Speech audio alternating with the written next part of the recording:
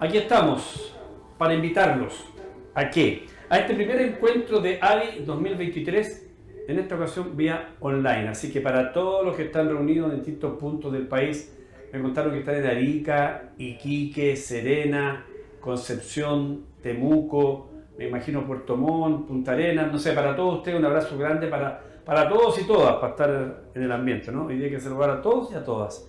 Ojalá que puedan hacer todas las preguntas en esta capacitación tributaria. Yo estoy con las orejitas bien abiertas porque vamos a escuchar a un especialista, sin duda alguna. Ustedes también. Recuerden que pueden hacer las preguntas que quieran. Les vamos a pedir dos favores. Uno, que cuando no estén hablando, estén en mute, porque si no se puede meter audio de alguna de las cosas que estén haciendo alrededor de ustedes. Y que cuando quieran preguntar, que para eso estamos hoy día, para que pregunten todo lo necesario a nuestro especialista, lo hagan fuerte y clarito. Cuando ustedes necesiten una inquietud, o cuando ustedes necesiten una respuesta, lo hacen por favor. Así que bienvenidos de parte de AVI a esta capacitación tributaria. Y para empezar, dos cosas. La primera, saludar a nuestros auspiciadores, porque sin auspiciadores no hay nada, no existe. No lo puedo presentar ni puedo todavía decirle nada porque ya lo vamos a decir. Auspiciadores como Comil, gracias. A Copec, a Episa, a Kaufman, Scania, Vivipra, Volvo, Andes y Cupos. Todos ellos han colaborado para que esta actividad de hoy se pueda llevar a cabo. Así que reiteramos, puedan preguntar, lo pueden hacer. Esperen un poco, ya van a ver el contenido de esto. Y comencemos por el jefe. Siempre hay que invitar al jefe para que nos diga algo. El presidente del directorio de AVI es don Juan Eduardo Quirós. Está preparado para saludar a todos nuestros representantes a lo largo del país. Juan Eduardo, bienvenido. Gracias. Hola, buenas tardes. Un gran saludo a todos, de bienvenida a todos nuestros asociados de AVI en este tremendo encuentro que es el primer encuentro online que tenemos en el año 23. Así que esperamos que sea un gran aporte y que podamos pasar por los temas que podamos pasar a los temas de interés para la industria en estos tiempos donde contar con información es vital. Es vital para el desarrollo de nuestra actividad y de nuestras empresas. Así que muchas gracias. Estoy saliendo en dos pantallas, pero no importa. Así que bienvenidos a todos y que muy buena concurrencia. Así que felicitaciones además por el interés de participar. Gracias. De participar, de preguntar y de plantear inquietudes. Y aquí está a mi lado mi tocayo, don Jorge Godoy, especialista tributario, y donde evidentemente les va a ustedes explicar todo lo que tiene que ver con la industria del transporte pasajero. Hay muchas inquietudes, hay muchas dudas. La reforma tributaria que supuestamente se viene, de todo eso vamos a conversar. Jorge, muchísimas gracias por compartir a lo largo de Chile esto tan relevante, esto que es tan importante como aprender y tener información respecto de lo que acontece en este mundo tributario, del cual muchas veces se ignora y por lo tanto no se le saca partido. Bienvenido. Gracias, muy amable. Hola, buenas tardes a todos y todas. Espero ser un aporte con un granito de arena en este proceso de renta que ya se inicia pronto. El 1 de abril empezamos con las declaraciones. Y claramente es bueno tener presente algunos conceptos que nos van a ayudar, especialmente en el uso de créditos asociados a los impuestos, alguna rebaja, que siempre es bienvenida. La carga tributaria es lo que tratamos de evitar, pero también podemos hacer uso de los beneficios que nos provee la norma, la ley.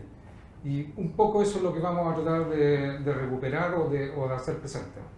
Entonces, dicho eso, voy a hacer una exposición.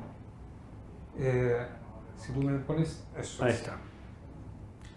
Mira, vamos a hablar un poco de los sistemas de tributación, tanto de renta presunta como renta simplificada o la contabilidad completa, que es lo que normalmente atañen a todas las empresas. Y después vamos a abordar todos los beneficios tributarios más relevantes o que tenemos más a mano para el uso del pago de los impuestos.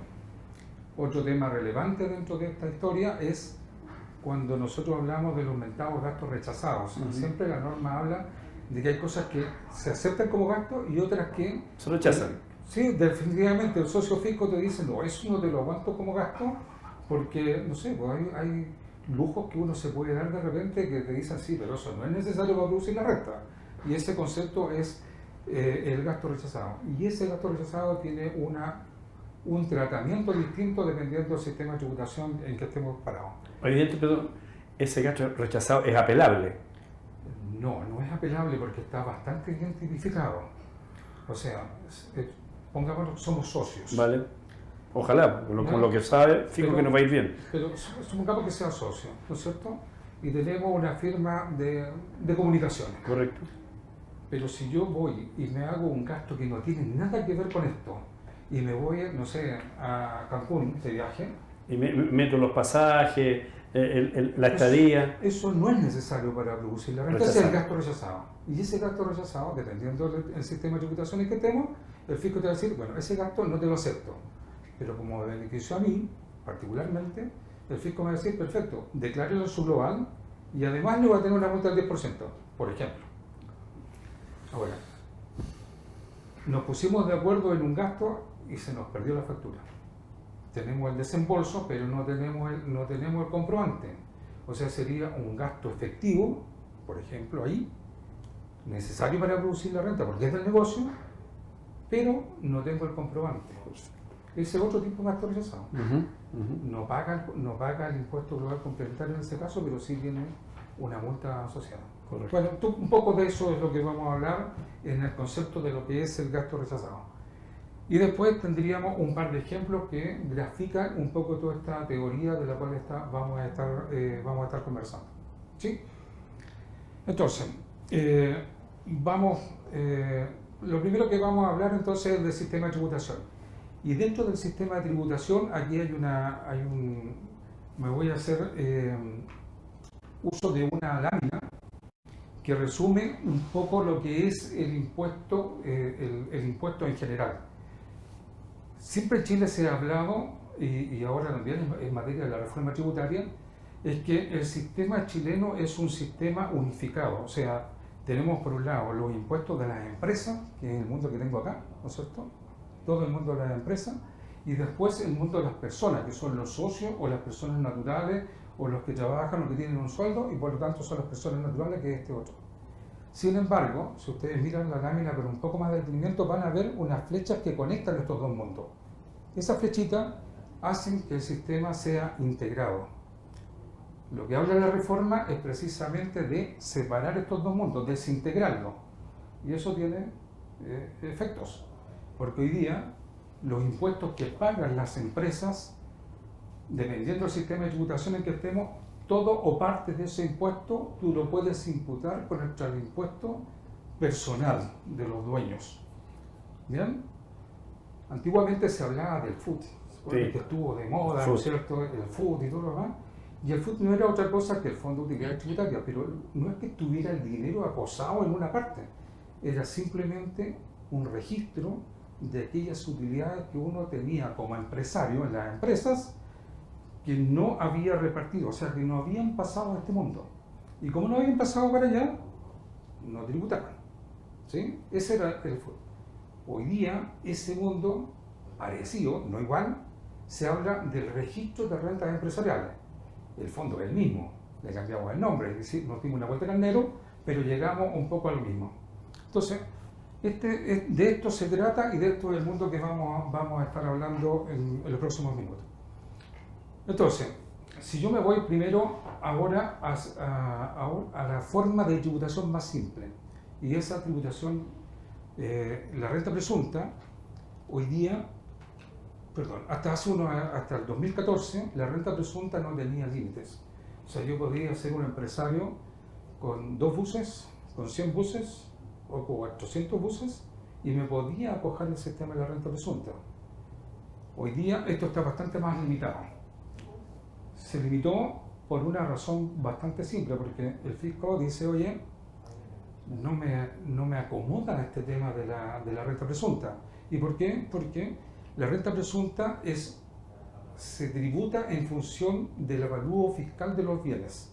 O sea, el bus vale 100 millones de pesos, el 10%, o sea, el avalúo fiscal es la tasación que hace Impuesto Interno y lo publica la primera semana del mes de enero, y está vigente para todo el año. Ese valor con el cual, si lo llevamos a los autos particulares, bueno, y a los mismos buses, ese valor que es la tasación es el valor que fija el impuesto interno, con el cual pagamos la patente del auto.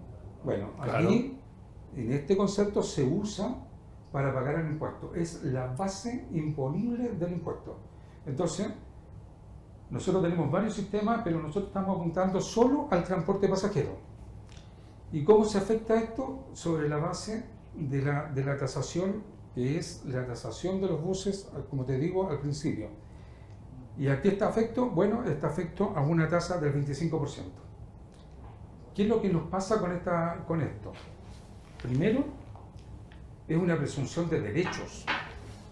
O sea, no puedo hacer nada contra eso, o sea, no puedo cambiar el valor, porque está determinado por ley, o sea, está en la norma. Y después te dice, oye, sí, pero esto tiene restricciones. Y las restricciones son hoy día, básicamente, que son las sociedades de responsabilidad limitada, formadas solo por personas naturales. O sea, aquí salen del espectro las personas jurídicas, las SPA, las sociedades anónimas. Esas empresas o esa tipología no se puede acoger a este sistema. Y después estamos hablando en este contexto solo de la explotación de los vehículos motorizados dirigidos al transporte de personas. Supongamos por un minuto en que yo tengo un par de buses, los acojo a renta presunta, pero por X motivo me llegó una herencia o tengo otras lucas y trato de meter esos dineros y hago inversiones, compro acciones y automáticamente tú te sales del régimen, porque dejaste de cumplir el objetivo. La renta presunta solo se mide respecto al transporte.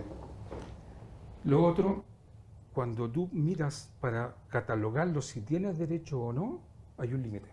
Y el límite son 5.000 UFs solamente, o sea, si tú sobrepasas las 5.000 UF de ingresos al año, te saliste del sistema y tienes que entrar al sistema de tributación. 170 millones más o menos. Sí, 177 y fracción. Pero ese es el límite anual.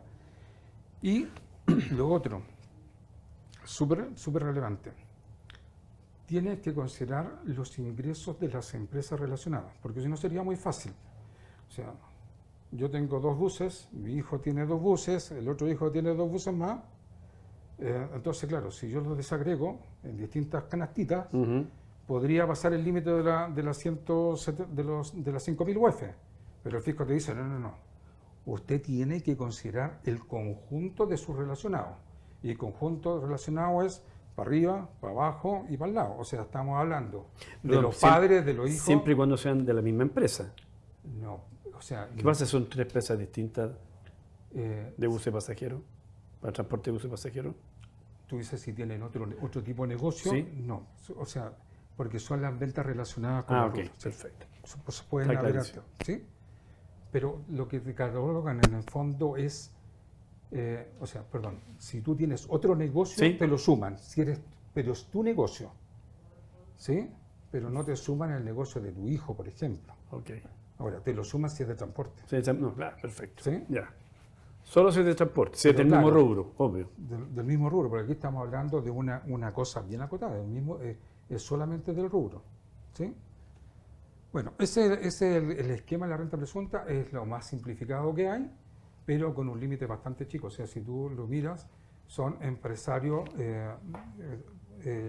menores y que es difícil mantenerse en ese esquema porque tiene que ser muy pulcro, ¿sí? Ahora, nosotros después nos vamos a un sistema un poquito más complicado, que es lo que estamos viendo, y esto tiene que ver con los sistemas de renta, los rentas, como se llama el servicio, sistemas de renta simplificados, que son simplificados hasta cierto nivel nomás, ¿no?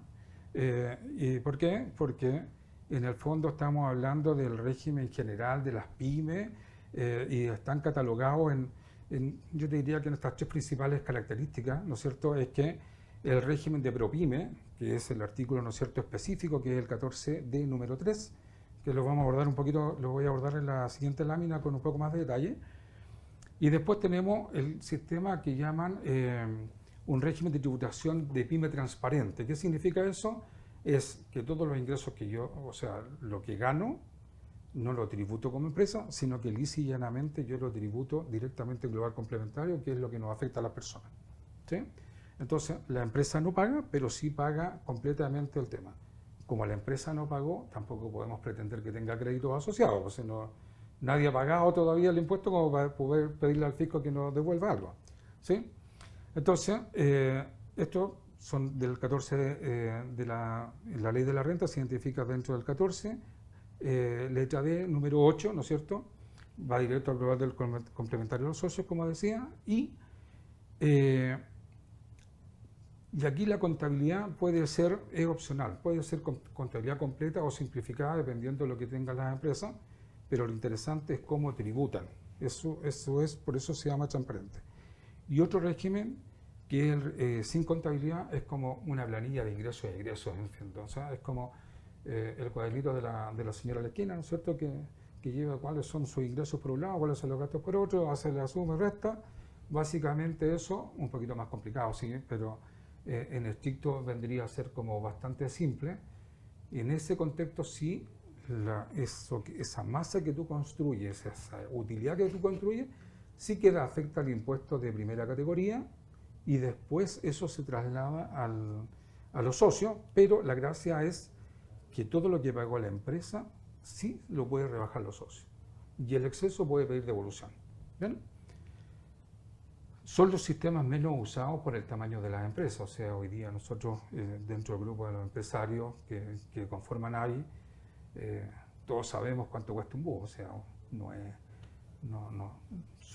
tienen su costo las historias, y generan también dinero, pero cuesta mucho operarlo, o sea, es aquí después donde van a aparecer cosas como por ejemplo el pago del petróleo, sí, pero tengo algunos créditos al pago del petróleo, me aparecen los peajes, también tengo un tema de rebajas de algunos créditos que podría usar, mucha remuneración, o sea, los buses se mueven con conductores. Yo podría capacitar a los conductores y detrás de eso hay un crédito que lo vamos a hablar, ¿no es cierto? El crédito SENSE. O sea, el fisco provee alguna herramienta y la invitación es que nosotros podamos usar esos créditos en el beneficio, o sea, para poder pagar estos impuestos de lo que estamos hablando. Te interrumpo un segundo para algo así como 40 amigos y amigas que nos están viendo a lo largo del país. Recuerden, pueden hacer las preguntas que quieran, avisan y ahí vamos a hacer todo el sistema operativo a través de estos Zoom para poder preguntarle a Jorge cualquier inquietud que tenga. Disculpa. Gracias. Entonces, vamos a abordar hoy día entonces un poquito, este sistema ya es un poquito más familiar. Aquí hay varias empresas que se han acogido porque tiene una tributación con este régimen como incentivo que se dieron en estos últimos tiempos, ¿no es cierto?, entre el 20 y el 22 hubo una creación de un apoyo a las pymes y que rebajaron el impuesto primera categoría y que es muy útil hoy día en este esquema. Entonces, esos contribuyentes que son la tributación pro pyme, estamos hablando del régimen simplificado de las pymes, pero que te ponen algunos límites que son no son tan bajos, o sea, estamos hablando de un capital efectivo, o sea, de capital invertido del orden de las 85.000 UF, o sea, de eso estáis hablando como capital. Estás hablando de un promedio de los últimos 3 años, y esto es súper relevante porque en pandemia los últimos 3 años la pasamos mal. Entonces, si yo saco el promedio del año 20, 21 y 22, nuestros ingresos son bastante mermados y por lo tanto sería muy fácil entrar dentro de este concepto porque el límite promedio de los últimos 3 años es 75.000 UF. Cuando tuviste poca venta en 2 años y la pasaste mal, o a lo mejor el año 2022 te fue muy bien, pero como es el promedio de los 3 últimos años, sigues dentro del sistema y probablemente el próximo también, porque estés arrastrando una cola de un año muy malo. Ahora, ¿quiénes son los socios? Solo aquellos que tienen impuestos finales. Los impuestos finales es el global complementario, que es el que afecta a las personas naturales chilenas, o la tasa adicional o un impuesto adicional que afecta a los extranjeros. ¿Bien? Tiene que estar formado o tiene que afectar a esos contribuyentes. ¿Cómo tributan? Por el dinero que se llevan. O sea, los propietarios tributan en base a los retiros o a las distribuciones, no a todo lo que ganó la empresa, que era lo que había mencionado antes. A los retiros. A los retiros. Puedo haber ganado 100, me llevé 50, tributo por los 50. ¿Ok? Después tengo que la contabilidad, sí necesito contabilidad. Una contabilidad simplificada o contabilidad completa. Pero tiene que haber una contabilidad de fondo.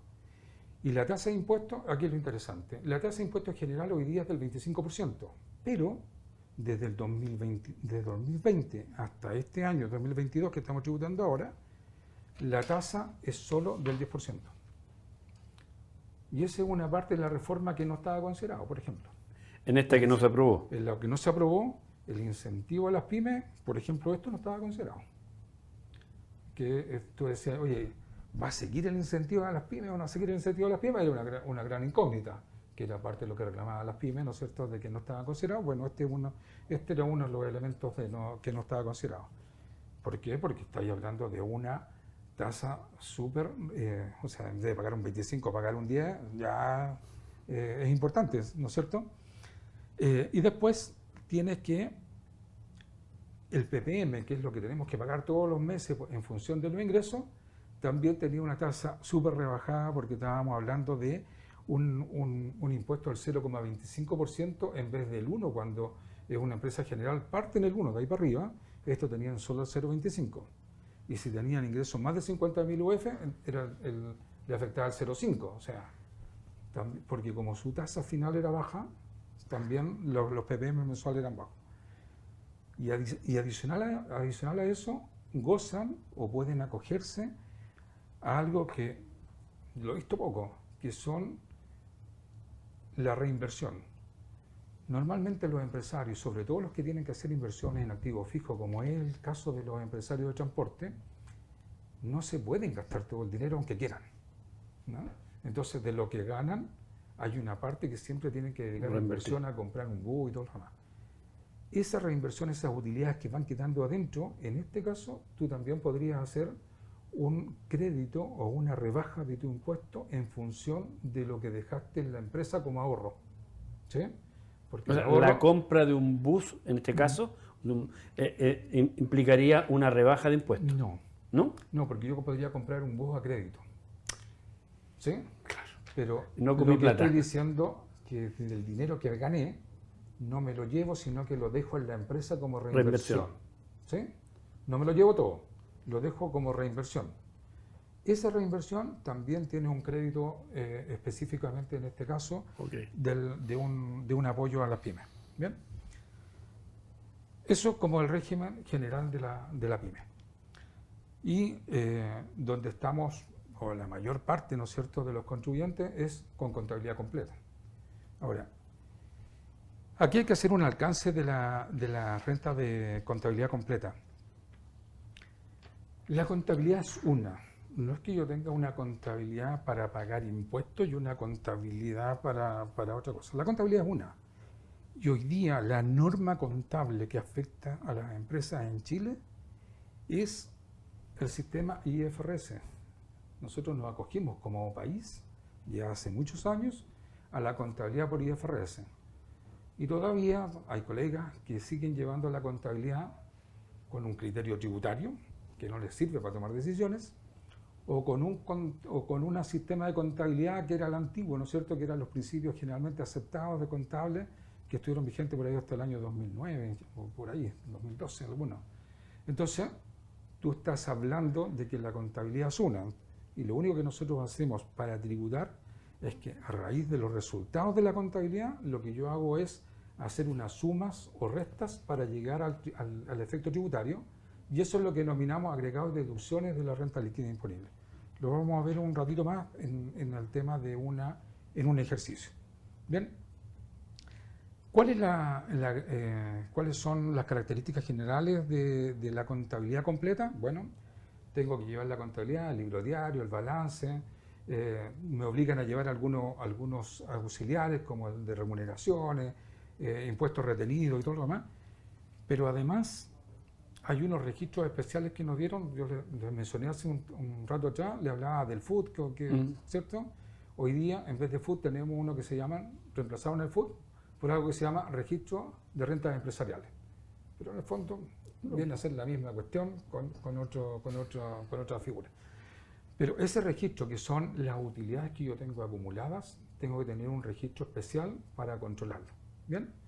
También es parte de las características de la contabilidad completa.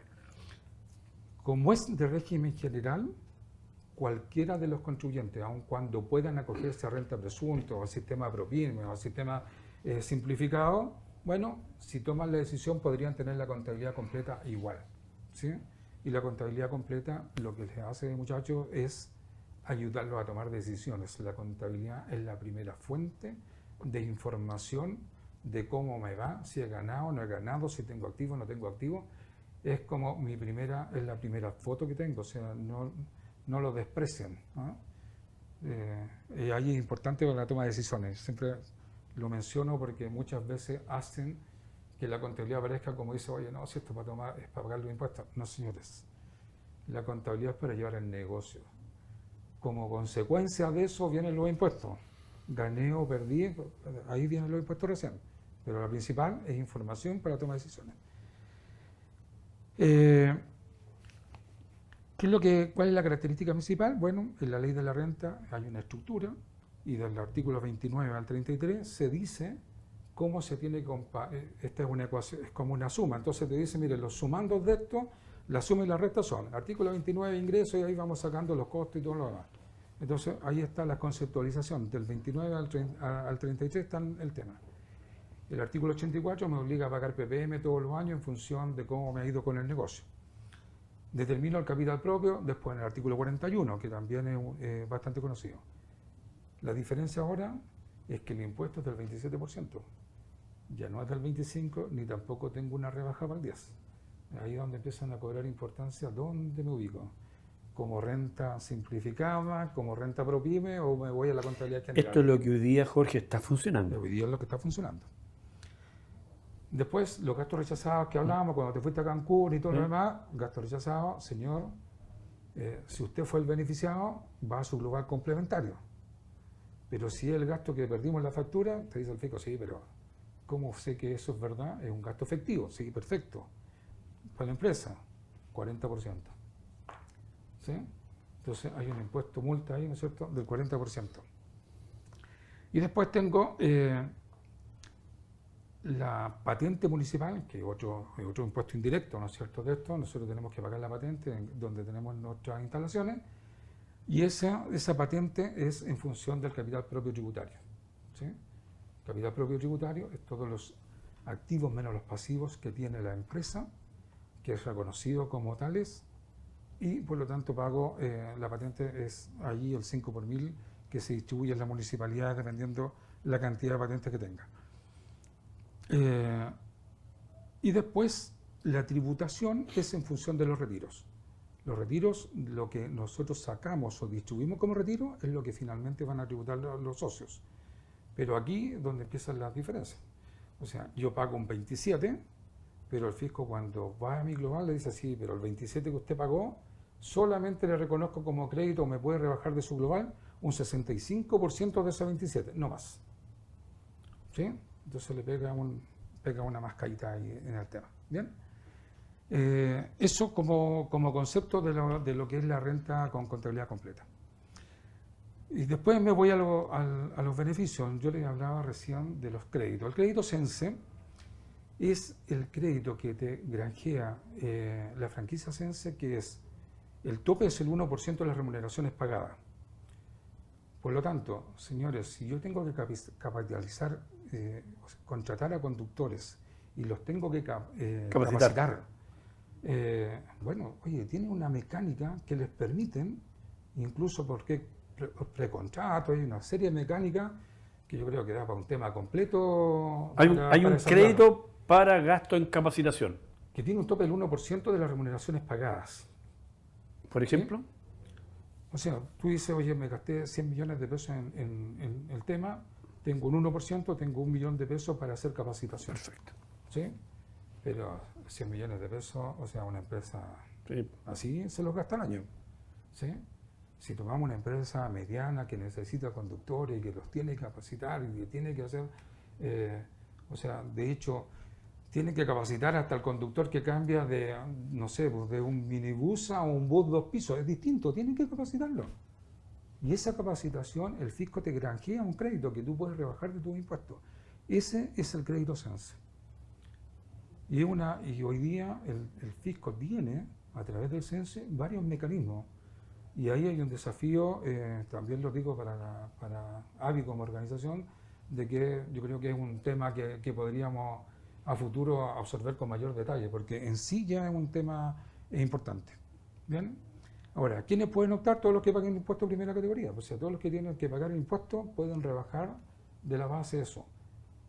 Y supongamos por un minuto que no te fue tan bien y que el impuesto que tenías que pagar lo pagaste con el crédito SENSE, el exceso te lo devuelven. O sea, opera como un PPM, entonces no lo despreciemos, es un tema relevante. ¿Ven?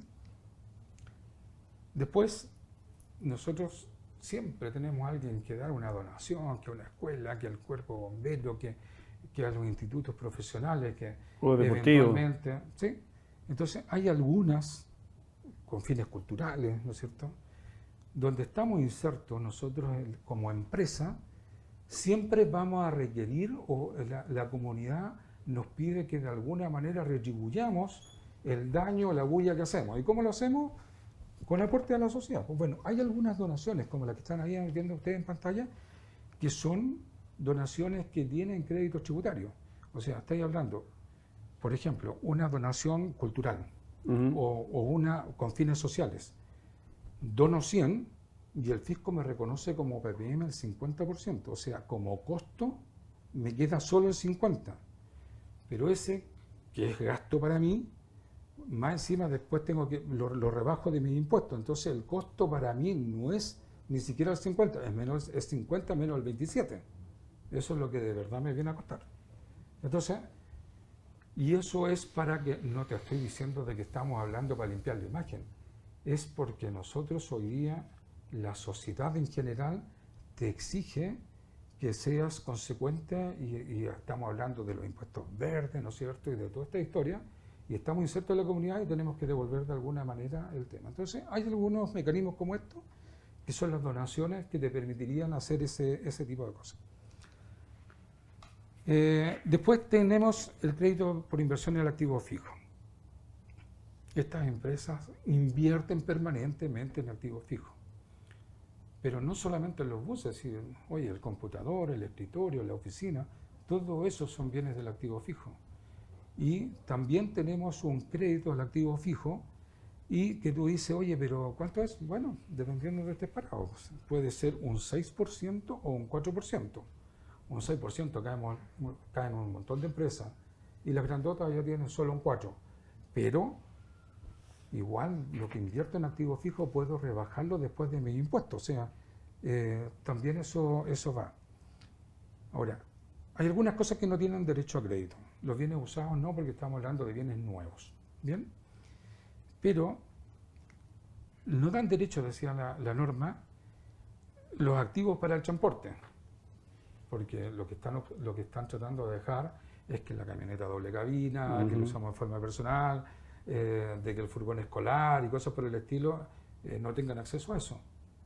Pero los buses interurbanos sí tienen el derecho, ¿no? Y no sé si todos los colegas tienen presente de que en el rubro, las inversiones que hacemos en activo fijo, en los buses rurales e interurbanos, sí tenemos derecho a hacer uso de ese crédito.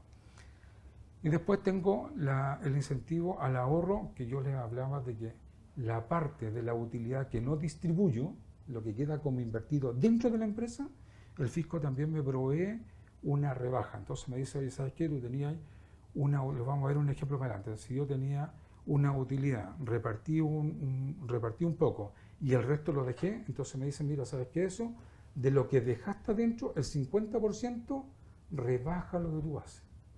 Eso que dejé dentro y que reinvertí. Y que reinvertiste de alguna manera. No es dejarlo adentro por dejarlo adentro, tiene que haber reinversión. No, pero es que cuando tú lo dejas, cuando tú no te lo llevas, lo tienes ya invertido. hay reinversión, sí, claro. Está bien, claro. ¿Sí? Bueno, y eso también es una ayuda importante, o sea, te ayuda a pagar los impuestos. Y acá voy a hablar de el inventado impuesto específico que siempre aparecen. Combustible. Combustible. El impuesto al combustible nació por ahí por el año 86, más o menos.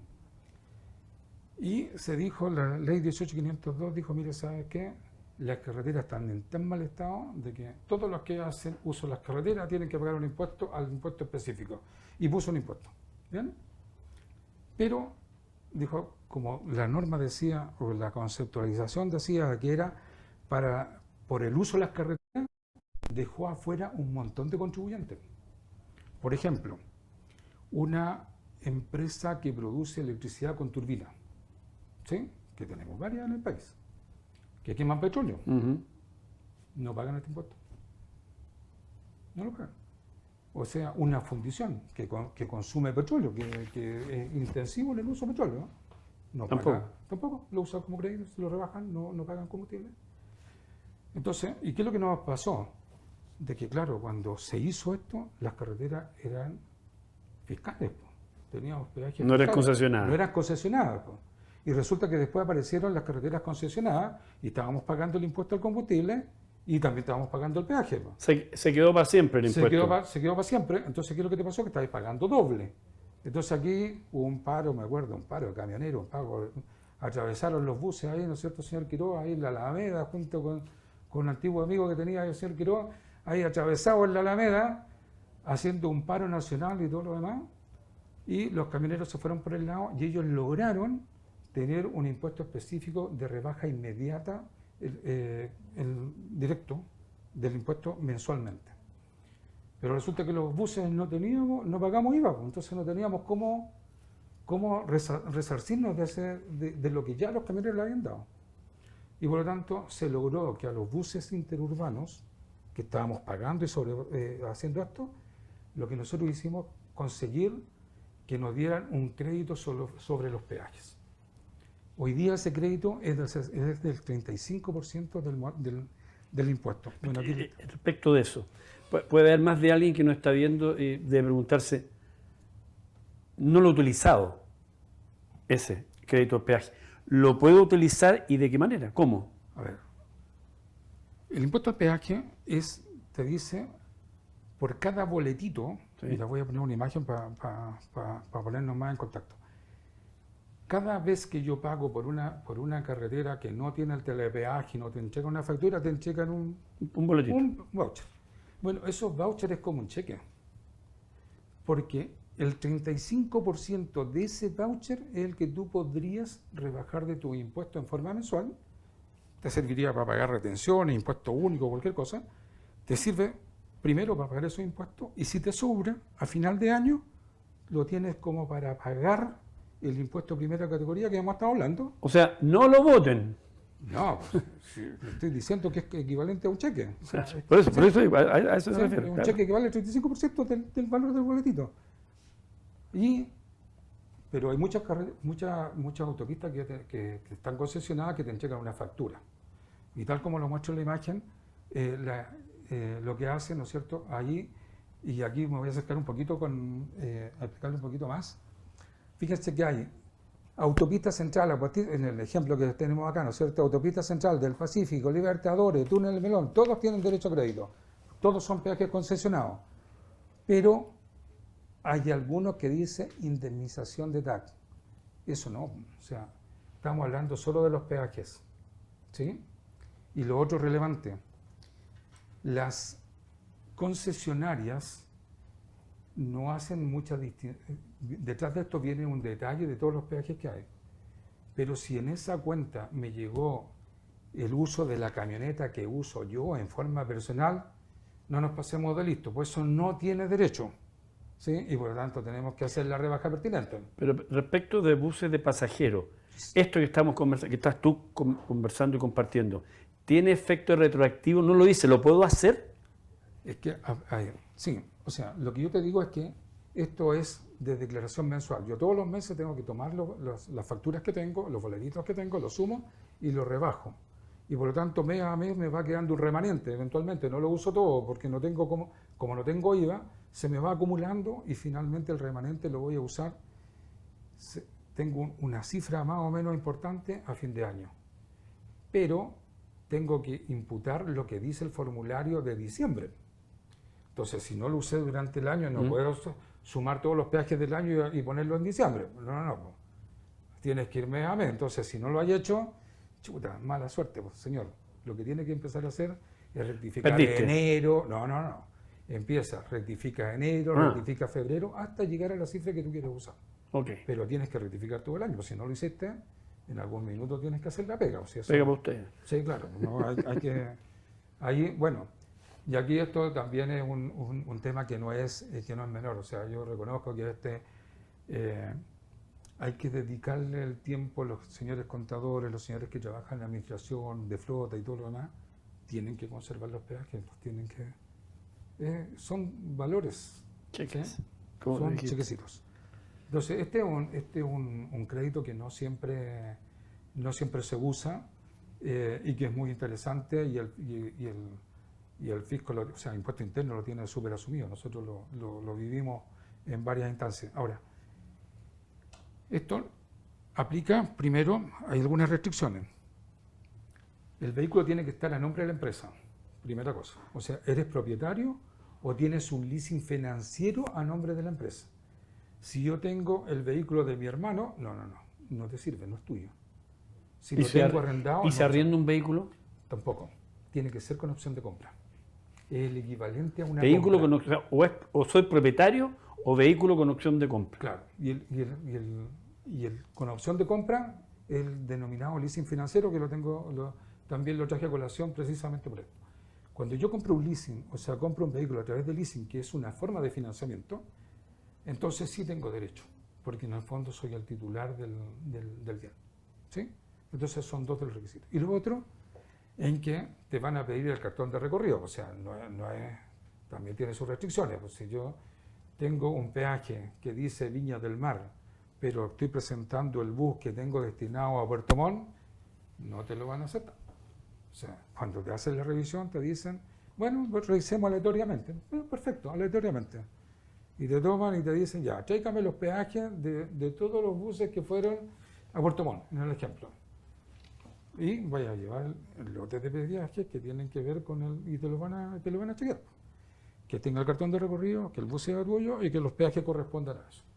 Esa es la validación que el servicio hace para usar este crédito.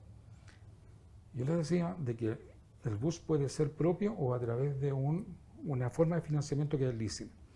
Y el leasing no es otra cosa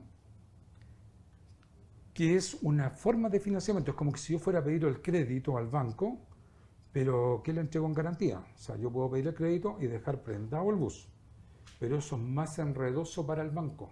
Entonces, ¿qué es lo que hace el banco? Prefiere que el vehículo quede a nombre de él, como banco, y te lo entrega al leasing, y te lo traspasa solo cuando hayas pagado la última cuota. En eso consiste el leasing. Claro. Pero una forma de financiamiento.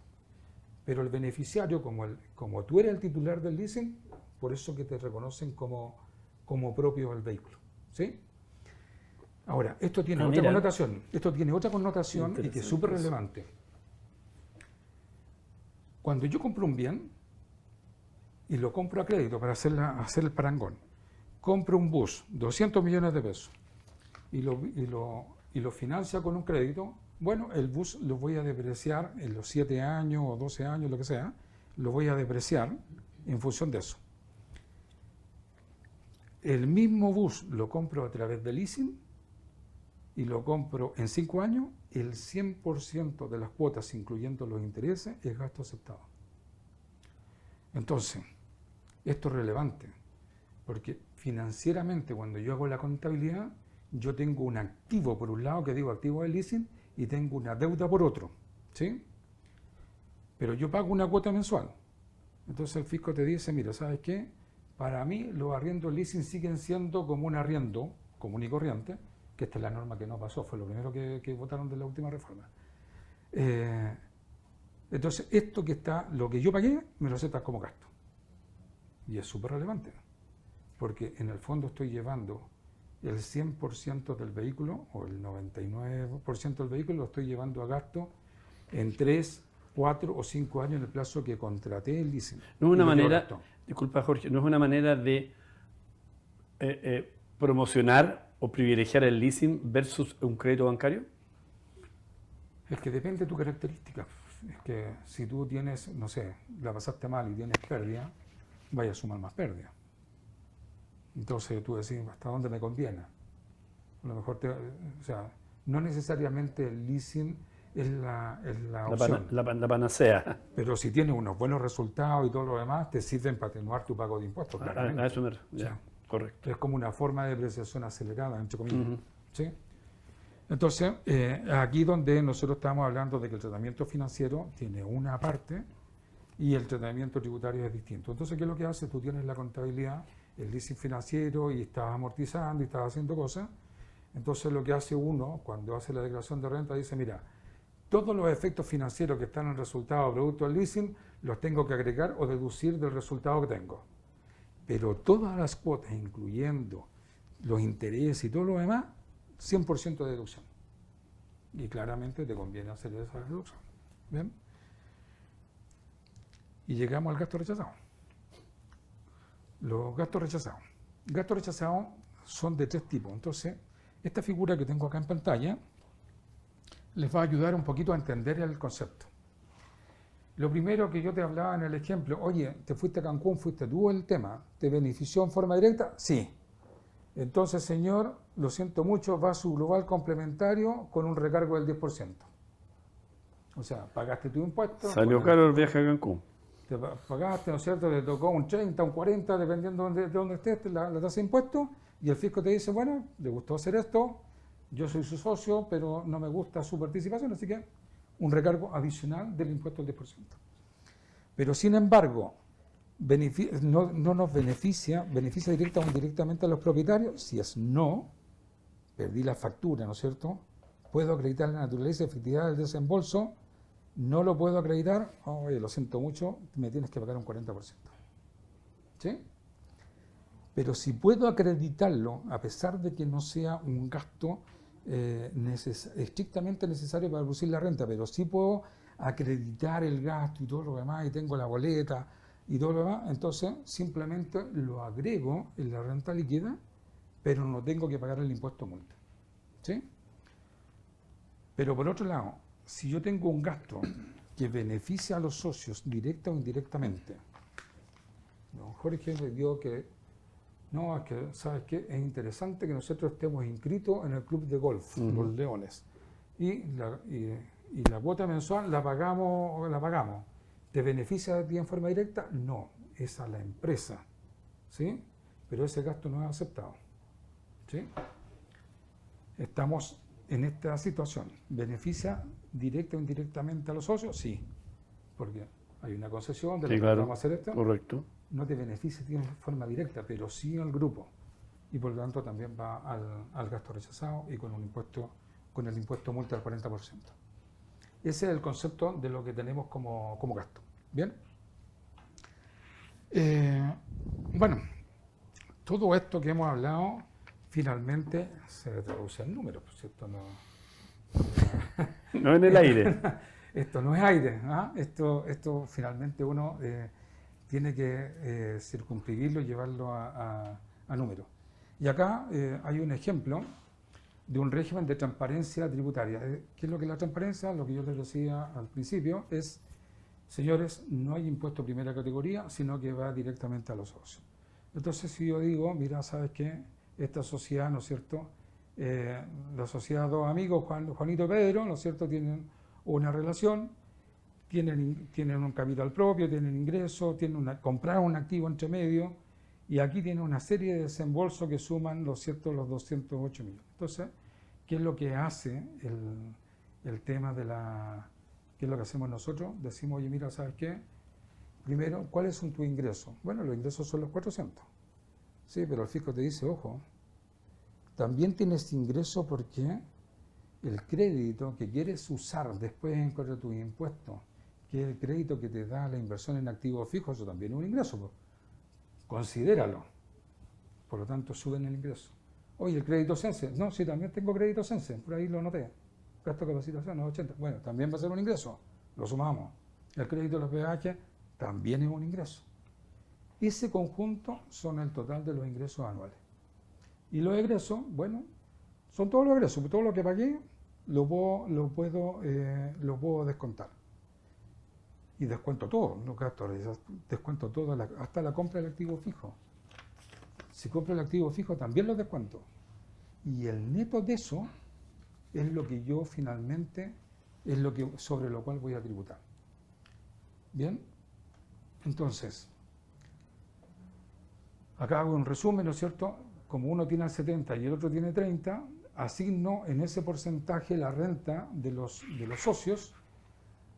El gasto atribuido, hay un socio que tenía un gasto personal, se lo agrego a él, y después distribuyo los créditos en función de los porcentajes que tienen. Y resulta, para la declaración de los socios, que es el único impuesto que se va a pagar, porque parece que ya la empresa no pagó impuesto entre medio, entonces tenemos un gasto para el que recibió 103 millones, tiene un gasto determinado de 20, el de Pedro, que es menor, de 44, tiene 2,7 millones, pero vamos imputando todos los créditos y, bueno, don Juan tiene 15 millones que tiene que pagar sin ninguna otra rebaja, pero mientras tanto Pedro tiene que pagar solo 333.000 pesos.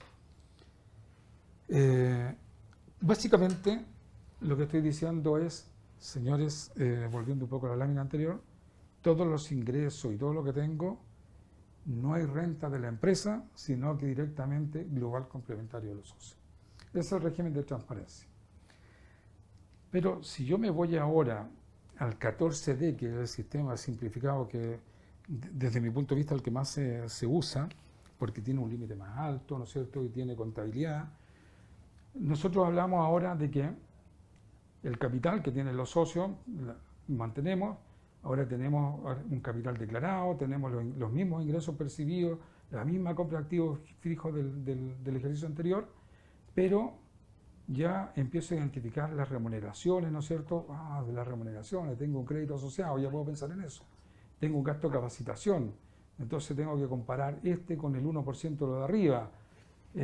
Tengo peajes, oye, los peajes que pagué, ¿cuánto me quedó a final de año? Si yo me devuelvo un poquito a lo que teníamos, en el IVA de diciembre, el remanente peaje en el ejemplo tengo 4.200.000, pero tenía que pagar 2 millones en impuestos de PPM, y tenía retenciones de los honorarios que pagué de 375. Fíjate que en vez de pagar estos 2.375.000, o sea, los 2.375.000, solo pagué 1.900.000 porque tenía remanente de peajes.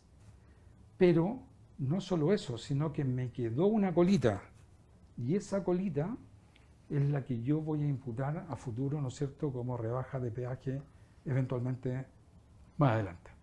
Bien, entonces lo que estoy diciendo es la sociedad de los amigos, ¿no es cierto?, que tienen los ingresos que hablamos, la compra del activo fijo y todo lo demás. Yo ahora sí hago un desarrollo y digo, mira, ¿sabes qué? Esos son mis ingresos, tengo el conjunto de los egresos, llego a una base imponible, ¿no es cierto?, de ahí de los propietarios, de 148, estamos hablando de la parte verde primero, por favor, después vamos a explicar el otro. Tengo ahí el tema del D3, ¿no es cierto? ¿Y cómo se comporta esto? Bueno, se me pasó una lámina, a ver, déjame ver.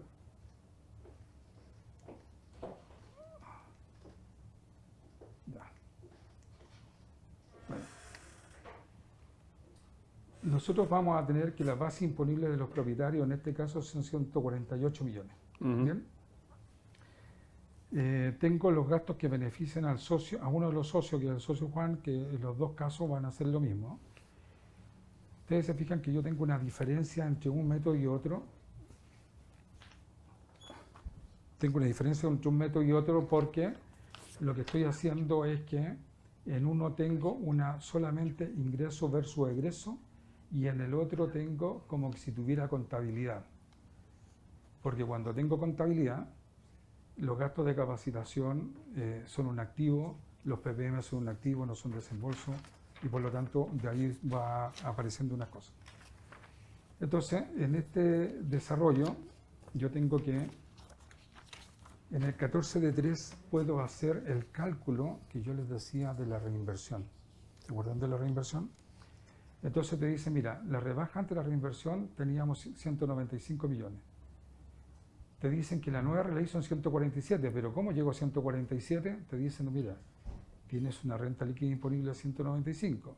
Hiciste repartos de 100. Por lo tanto, te quedó el neto de eso serían 95. Esto es lo que quedó como inversión dentro de la empresa. El 50% de eso yo me lo puedo rebajar de esa base. ¿Sí? Entonces, aquí cuando lo determino, te digo, la renta nominal eran 195, pero tengo un 50% de rebaja de la reinversión, por lo tanto voy a tributar solo por 147.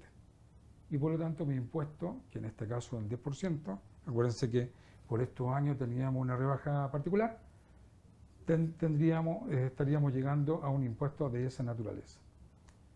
Y si esto yo lo llevo ahora al global complementario de los socios, yo digo, bueno, los socios retiraron, dijimos que eran 100 millones. Si los distribuyen los socios en función de sus porcentajes, uno tiene 70, el otro 30, incremento el impuesto que después me voy a dar de baja, pero fíjense cómo yo, de alguna manera, el impuesto primera categoría que pagó la empresa me lo rebajo acá y por lo tanto mis pagos de impuestos son bastante menores en comparación con el ejercicio anterior porque hay una parte que absorbió y pagó la empresa. Ese es el régimen simplificado de alguna manera. ¿Bien? Y el régimen general, que es donde nosotros estamos hablando, donde ya nos vamos al régimen general de todo, ¿no es cierto? ¿Te parece que antes de ir a ese régimen general, usted ha enviado preguntas y algunas de ellas se las voy a plantear? Son ustedes los que preguntaron. A Jorge dice, ¿las sociedades por acciones pueden acogerse al régimen de renta presunta? ¿Las sociedades, perdón? Las sociedades por acciones. No. Dijimos que solamente las que se pueden acoger son las que están formadas por personas naturales. Y estas son las responsabilidades limitadas o las asociaciones de entre personas. O sea, una persona natural, un empresario individual o una, que son las IRL, o una sociedad de responsabilidad limitada donde dos personas como tú y yo seríamos socios. Perfecto. Otra de las preguntas. Los que son efectivamente renta presunta, ¿tienen derecho a beneficios CENSE si no pagan impuesto de renta? El beneficio CENSE es un beneficio que es independiente, o sea, es una forma de PPM. Por lo tanto, cuando yo determino una renta y en la renta presunta, es difícil que una renta presunta no que afecte impuestos, porque acuérdate que hay, independiente del resultado que tenga la empresa, hay una presunción de que tú ganaste el 10% de la valor de tus bienes. Entonces, como principio siempre va a haber renta. ¿Sí? Determino mi impuesto y pago el impuesto. Una de las formas de pagar ese impuesto es el crédito CENSE. Perfecto. Esta es una pregunta muy práctica y real del que está ahí permanentemente moviéndose por las carreteras. Si no con respecto a los peajes, si no se pide factura, los boletos igual sirven de gasto como respaldo, y agrega, ahora los boletos de peaje vienen con una tinta que con el tiempo se borran. Dos temas. Uno, en que tienes que ser ordenado para empezar. O sea, los peajes se tienen que guardar, ¿sí? Entonces, esta tinta que tú dices que se va por la luz. Entonces, para empezar, hay que guardarlo en las bolsitas, y dentro de las bolsitas guarden en un sector donde no haya luz o esté un poco expuesto a la luz. Si no lo pueden hacer, bueno, hoy día hay que digitalizar o hay que fotocopiar o de alguna manera hacerse, porque recuerden que nosotros desde el punto de vista tributario tenemos obligación de guardar la obligación a lo menos 3 años. El sí, claro. nos tiene abierta la posibilidad de revisarnos durante 3 años. Así es. Eso sigue igual, ¿eh? No sí, cambió. Claro. Y si no encuentra una yaquita en esos 3 años, puede ampliarlo a 6. ¿Sí? Entonces, eso no lo sabía. Para empezar a conversar, los peajes tienen que estar guardados 6 años. ¿Sí? Y si tuvieron pérdida tributaria y les devolvieron el dinero, sí, el periodo se amplía tantos años como tengan la pérdida. ¿Sí? Entonces, el archivo, la guardada de papelito, no es que se acabó el año y a la basura, ¿no? Hay que guardarlo, son valores y hay que tratarlos como Antecedente tales. importante.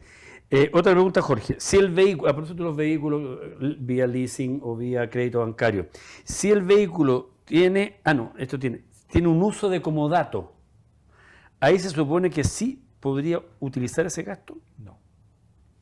El gasto sí, no el crédito. ¿Sí? O sea, me entregaste un vehículo en comodato, pero el fisco te dice que para hacer uso del crédito que te da el peaje, te exige dos cosas, o que seas dueño o que tengas un vehículo con opción de compra. Y eso es norma. ¿Qué pasa si, perdón, se me había pasado esto, ¿qué pasa si no ejerzo la opción de compra? No, porque no pasa nada, porque en el fondo cuando el contrato que te dio vida, que te dio Sí. derecho, era un contrato que tenía opción de compra. Ya. ¿Si no la Independiente- ejerzo? No la ejerciste nomás, Ya. no pasa nada. Ok, Pero sí, lo interesante es que en el periodo que tú hiciste uso del vehículo, tuvieras la condición de usuario, pero en ese contexto. perfecto. ¿Sí? Bueno, tú estabas hablando de eso cuando las preguntas, si quieren pueden seguir preguntas, por favor. Bueno, régimen general. Entonces, yo tengo aquí, déjame acordarme de lo que me quedaba anterior, porque nosotros hablábamos del régimen grupal, después nos fuimos al régimen en general, ¿cierto? Nosotros aquí lo que estoy haciendo es que, de los antecedentes, ¿no es cierto? Tengo a Juan y a Pedro, y fíjense algo que tengo acá. El capital es 70-30 y por lo tanto tengo un capital a diciembre del 2021 y otro a diciembre del 2022. Pero los retiros de los socios, fíjense en algo. Juan, que es el que tiene más porcentaje, retiró menos que el socio minoritario. ¿Y eso se puede? Claro que se puede. Pero tengo que justificarlo. O sea, si nosotros somos socios de una empresa de comunicaciones, tú eres la cara visible, pero yo fui el inversionista y por lo tanto yo tengo mayor participación de capital, pero el que más trabaja eres tú, perfectamente, teniendo menos porcentaje, te puedes llevar más utilidad porque tú hiciste la pega. Pero eso no puede quedar un acuerdo así nomás de palabra, tiene que quedar escrito. ¿Okay? Entonces queda escrito en la sociedad, en la constitución, o en una junta, pero en algún instrumento que después podamos ir al servicio un año después o 2 años después a demostrar que eso era Es distinguible. Ahora, si esto ocurre entre personas naturales, Jorge papá, Jorge hijo, la cosa se pone difícil, porque el servicio parte diciendo, oye, a ver, ¿de qué me estoy hablando? ¿Sí? Papá e hijo. Papá y hijo, resulta de que el papá, el que puso las lucas, se lleva el 10% y el hijo que lo puso al 1 se lleva el 90%. Así que, acredítalo, ¿por qué? Correcto. Puede ser que sea verdad. Sí. Y puede ocurrir de que un señor que tiene 80 años ya está fuera de la administración, no tiene nada que ver, ya no trabaja. Pero fue él el que puso el capital y el que tiene más capital.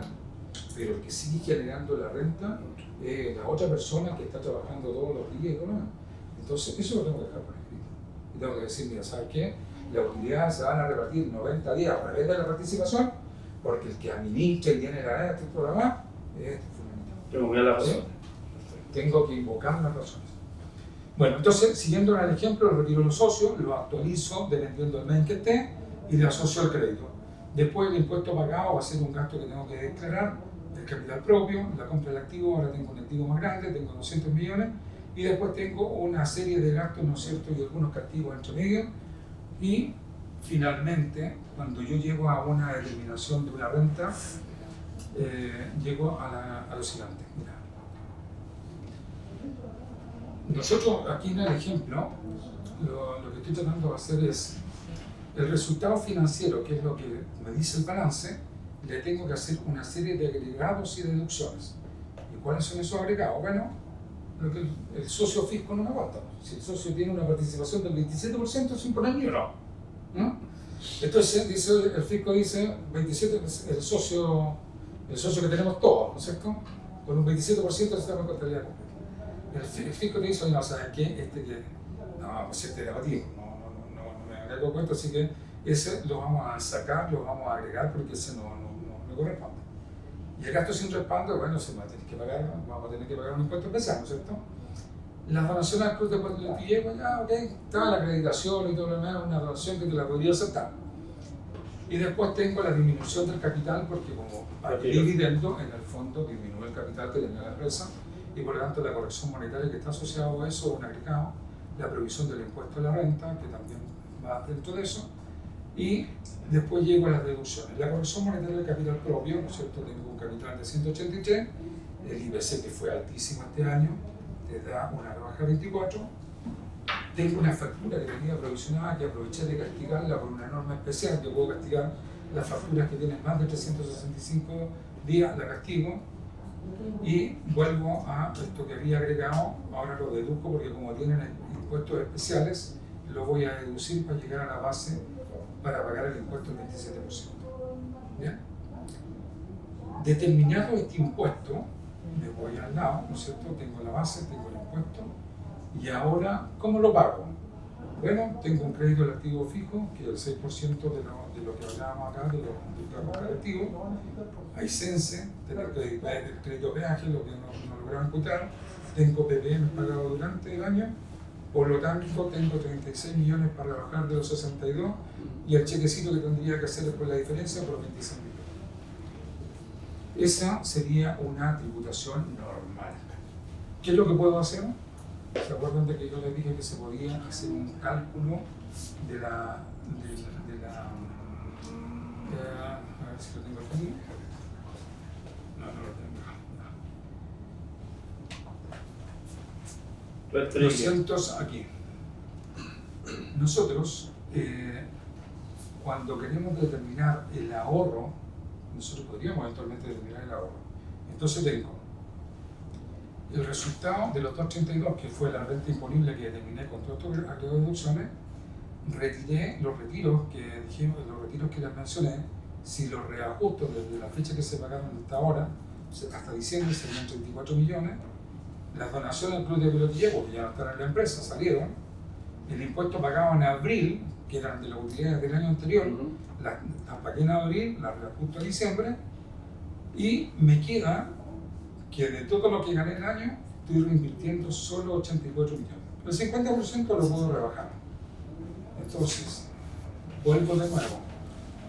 Los 282 es lo que había determinado. Los 44 es lo que acabo de señalar, que es el incentivo al ahorro, que es el 50% de lo reinvertido. Tengo una renta definitiva descontada y sobre eso pago el impuesto. Menos los créditos imputables, finalmente tendría que desembolsar 14 y no 26 como era el caso de Cimecasul. ¿Bien? Y dicho eso, ahí queda de manifiesta el tema de la inversión, de cómo ver el crédito y cómo operan también el tema. O sea, si nosotros no tuviéramos ninguno de estos créditos, tendríamos que ir a pagar los 62 millones. ¿Sí? Pero como capacité a mi gente, como usé los peajes, guardé la hice PPM, que incluso los pagué con los propios peajes y todo lo demás, tengo un crédito que no deja de ser interesante, puedo pagar esa cantidad de impuestos. Y si además hago reinversión, bueno, bajo más la Entonces, esto no es que yo esté haciendo lo que llaman la ilusión tributaria. Esto no es ilusión, esto es aplicar... Utilizar lo que la ley me permite, la norma me permite. Nada más. Y está disponible para todos. O sea, que lo usemos o no lo usemos es otro tema. Bueno, ¿sí? por eso estamos en esta capacitación tributaria. Sí. Ese es un poco el contexto de esto. Pero yo les hablé que habíamos, antaño teníamos el FUT y hoy día estamos hablando de los registros de rentas empresariales. Y los registros de rentas empresariales me obligan a hacer estas cuatro cositas. Primero, el fisco me dice, bueno, el capital propio tributario, hazme un análisis primero, o sea, dime cuál es tu capital propio. ¿Cómo varió? Bueno, partí con un capital de 183, lo corrijo por la corrección monetaria del año, le sumo la utilidad que gané, le resto lo que pagamos y finalmente determina un capital propio final. A ese capital propio tributario final, que tiene descontado lo que pagué, esta es la cifra que en definitiva, si yo le resto los retiros, a ese capital propio final le sumo primero los retiros que yo lo había restado, pero le resto el capital que aporté efectivamente aportado, me quedo con una renta afecta de 2,95. Esto es lo que finalmente va a quedar afectado, va a quedar efecto a impuesto. Y sobre esto, bueno, ahí ya tengo que irme a lo que denominamos el RAI, ¿no es cierto?, que es el registro de las utilidades que todavía están en la empresa, ¿no es cierto?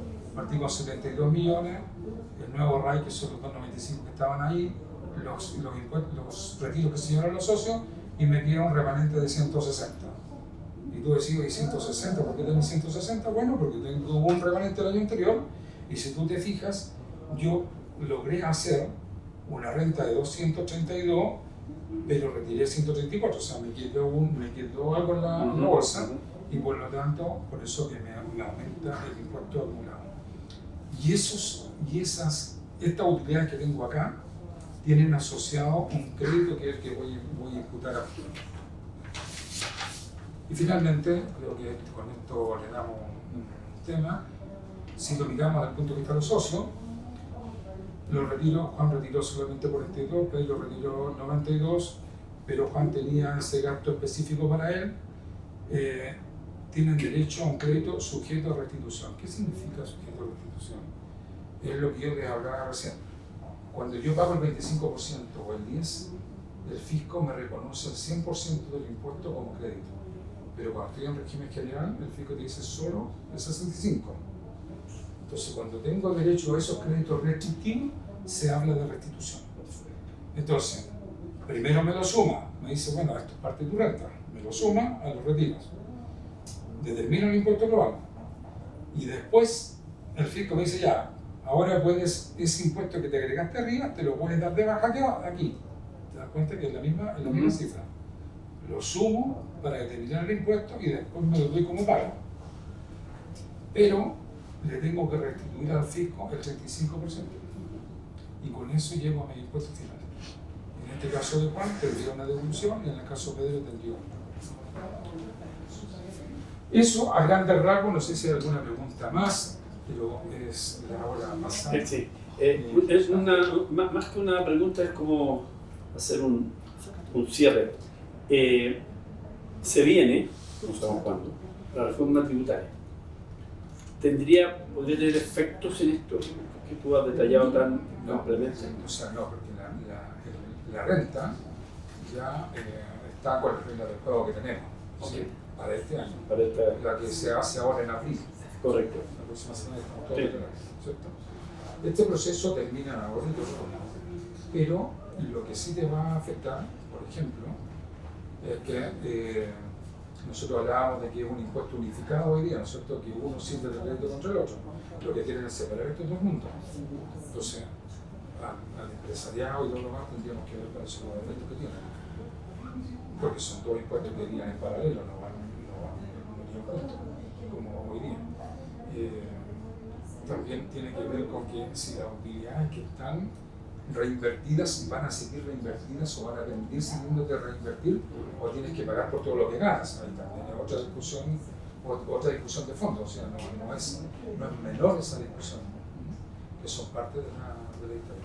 Bueno, la verdad muy completo lo que ha explicado y ha conversado con ustedes Jorge Godoy, nuestro experto en una materia muy importante, sobre todo para ustedes que forman parte de esta asociación de buses AVI, y por supuesto cualquier inquietud la pueden seguir manifestando a través de los sistemas más internos, y seguramente durante el año vamos a tener más de alguna actividad, a lo mejor no online sino que de manera presencial, pero también ahora quiero invitar, porque ha estado aquí con nosotros sentado, venga para acá usted, que está con micrófono, ¿no? Sí, está con micrófono. Sí, para que Carolina Navarrete, que es la gerenta general de AVI, una charla que ha sido muy educativa para que la entendamos todos, especialmente nuestros amigos que están repartidos desde Arica hasta Puerto Montt, Iquique, Concepción, Serena, etcétera. Bueno, primero agradecerte, Jorge, por esta tremenda charla, tan importante para todos nuestros asociados y el transporte de pasajeros. Así que muchas gracias. Muy buena tu presentación. Un placer de haber aportado con un granito de arena. Y claro, es un desafío para todos los colegas. Así que... Sí. Y a ti, Jorge, muchas gracias por habernos acompañado. Como siempre, un placer estar contigo. Muchas gracias a ustedes. Y además, un gran aporte. No, que sí, porque sí. Esperemos seguir contigo trabajando en estos temas. Jorge, esto no está en el CENSE, ¿no? Lo tuyo. No, está en el CENSE. Oye, a todos ustedes, nuestros asociados, queremos también agradecerles. Sé que tuvimos un problema técnico por ahí que lo solucionamos y esperamos que de todas maneras ustedes entiendan que les vamos a mandar toda esta grabación, la vamos a subir para que la puedan revisar todas las veces que sea necesario.